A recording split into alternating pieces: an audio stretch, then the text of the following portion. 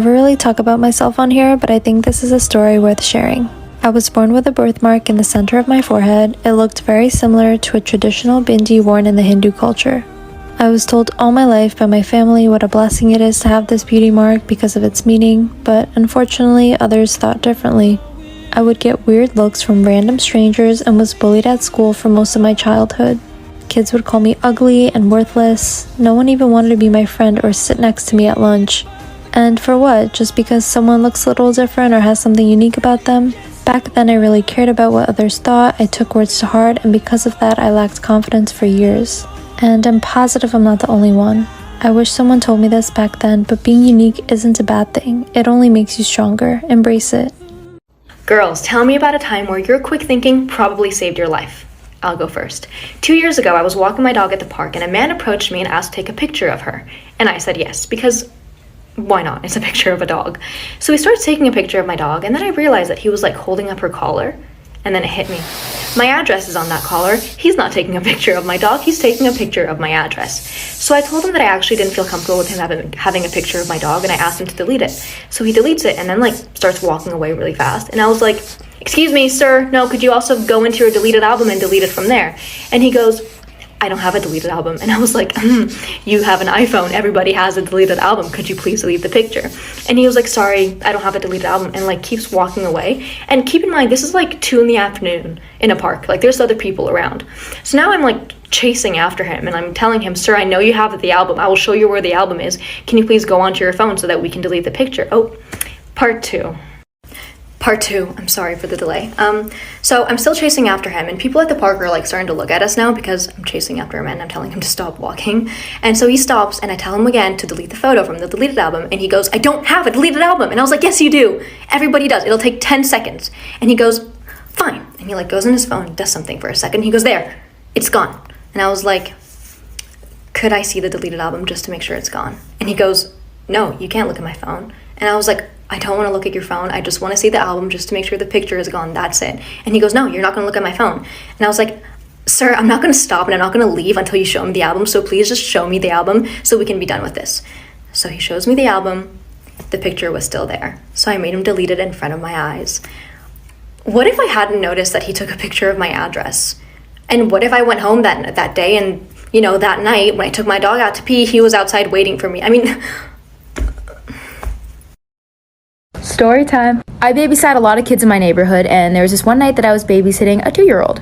It was around 10 o'clock at night, so the kid was sleeping, and I was just sitting in the living room. In the living room, there was a big TV, a couch, and then behind me, it was a wall with a giant window. So it was really late at night, I had nothing to do, so I was Snapchatting my friends. If you Snapchat anybody, I'm sure you know that sometimes you Snapchat really fast. You don't even know or look at what you're sending.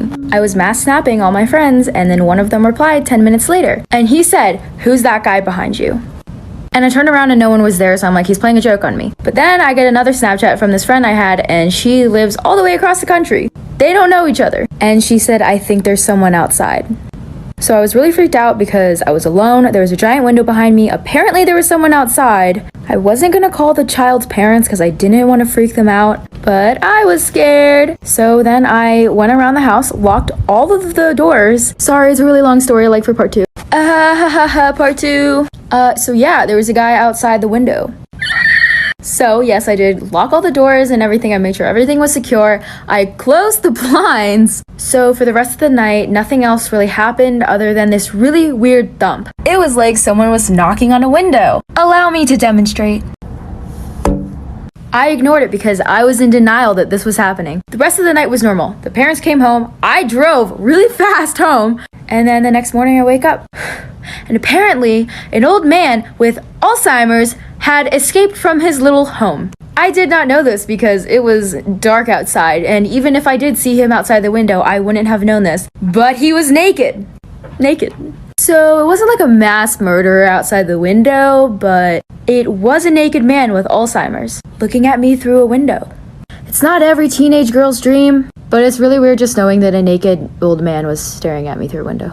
I'm gonna tell you guys about the time that my entire class teamed up to take my teacher down. And by down, I mean fired, which is terrible, but... And to be clear, I wasn't involved in the incident. I was just asked in to be a witness along with the rest of the class. If you're not interested at this point, like, I don't even know. So when I was in 6th grade, I had this teacher called Mr. W. We're gonna call him Mr. W. He was our science teacher, and he was fine. He wasn't like amazing or bad. He was just okay. He did smell like really, really bad. But again, that didn't affect his teaching at all. One day, however, I don't even know how this happened. He asked us all to get started on our work. He was a little irritated that day. I don't even remember why. One of the girls in our class, her name was Summer. She didn't have her workbook. Mr. W asked her where her work was. I didn't bring it today. They started arguing. The rest of the class was kind of silent, just watching this. She's a nice girl. She wasn't attacking him or anything. He did, however, get very angry. So angry, in fact, that he grabbed his binder and threw it across the room over her head. It just barely skipped her head and slammed on the floor. This wasn't like an empty binder from the dollar store. It was a teacher binder full of work. We were all silent. Summer stopped talking. Look for part 2. Okay, this is part 2 of my teacher almost getting fired. After that whole incident, my class was dead silent for the rest of the period. We then all went to lunch. None of us really talked about it, but then all of a sudden a woman came up to us. We were all kind of sitting around the same table. This woman, I guess she was administration. I have no idea who she was. I think what had happened was a bunch of students had reported him. She asked us all from Mr. W's class to follow her. I don't remember if this was the same day or the following day, but she asked us to follow her into an empty classroom. I think it was used for testing. She had us all sit around the table and recount the incident to the best of our ability. Summer was there. What she wanted to know was basically, did Mr. W throw that binder at Summer? And we all recounted it basically the same, but at the end of the day, we all said yes. But eventually they let us all go. The following day, Mr. W was really sad. Barely spoke to us, barely did anything. He was passing out some work. He looked at Summer and said, "Summer, I'm sorry, I didn't mean to throw that binder at you." His voice sounded like he was about to break. But we did have him as our teacher for the rest of the year, so no, he wasn't actually fired. But I do think Summer was terrified to speak up for the rest of that year. And the rest of us kind of didn't want to be in that class anymore. Yeah.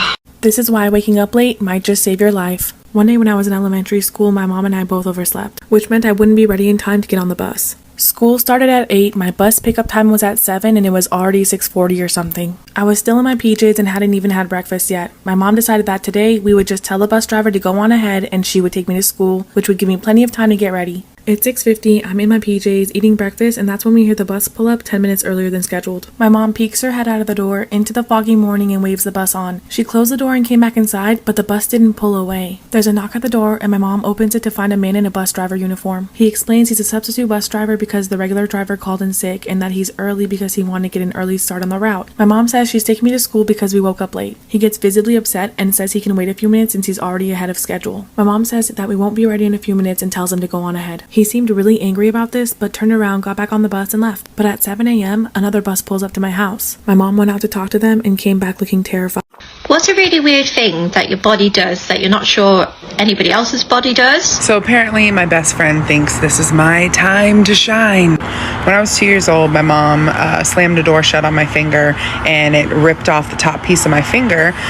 This was back in the 90s and I got a skin graft. So they took the skin, instead of taking it from like the back of my leg or a piece on under my arm or something, they didn't want the scar to grow as I grew. So they took it from my groin area, my bikini line. Well, when I got home with the cast, I dunked my hand in the toilet and it got wet inside the cast, so my finger healed wrong and it turned brown, which is really weird. But that's not even the best part. So when I hit puberty and I started growing hair down there, I also started growing hair on my finger. Kids found that out in school and then they started calling me Coochie Finger. Anyways, here's my finger.